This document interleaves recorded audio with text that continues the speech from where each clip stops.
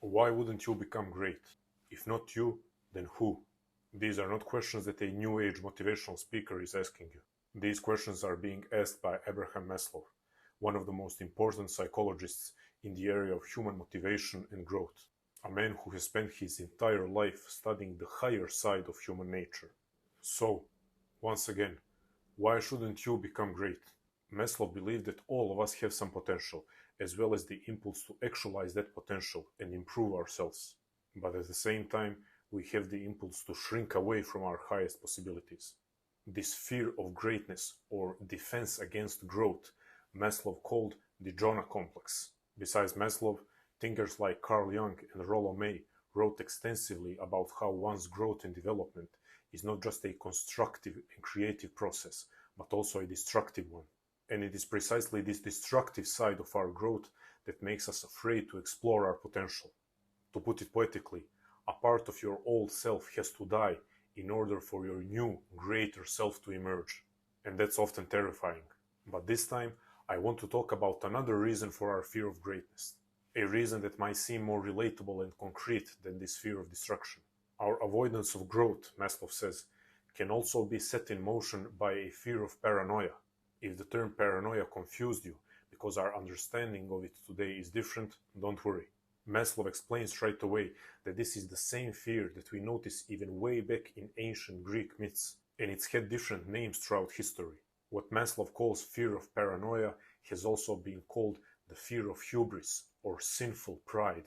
In Greek myths, hubris meant dangerous and excessive pride, arrogance, and confidence. It often meant that the person believed they were equal with gods, which eventually led to their downfall. Today, most people are not really afraid of gods or the god. So we have internalized this fear, and instead of being afraid to be punished by gods for our arrogance, we are afraid of being delusional. This fear of delusion was what Maslow was getting at when he was talking about fear of paranoia. This evasion of one's own growth, setting low levels of aspiration, the fear of doing what one is capable of doing, voluntary self-crippling, pseudo-stupidity, mock humility are in fact defenses against grandiosity, arrogance, sinful pride, hubris. Now, there are good news and there are bad news only if you choose to ignore the good news. Have you ever had a goal or an idea that you wanted to pursue, but then you thought to yourself, who? Me? You started thinking that you must have been crazy to even think that something like that was within your reach. You tell yourself that it's stupid, delusional, and crazy to even think that you have the potential to achieve something like that. First piece of good news. This fear of hubris is natural, and every exceptional human being has experienced it just like you did. For this, Maslow decided to give us a pretty extreme example. Let's say there is a person who says, I will be a great philosopher. They decided they are going to build on the ideas of Plato and even surpass him. Sooner or later, this person will be, as Maslow says, struck dumb by their grandiosity and arrogance. And especially in their moments of weakness and exhaustion, they might even think that they are literally insane for thinking they are capable of such a feat. According to Maslow, what this person doesn't realize is that even Plato himself felt the same way at some point in his journey.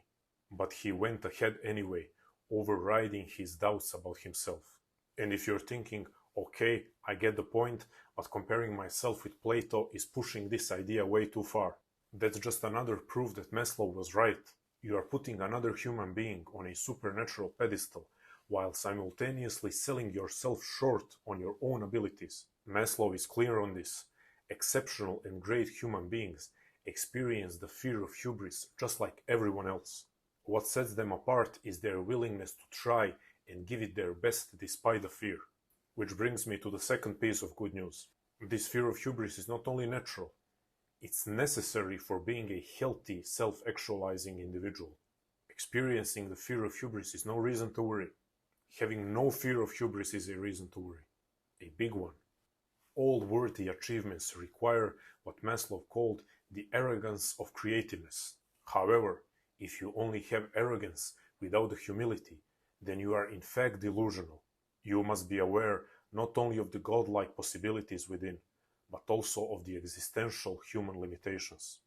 Throughout his writings on self-actualization, Maslow talks about how this graceful integration between pride and humility is necessary for becoming a complete human being.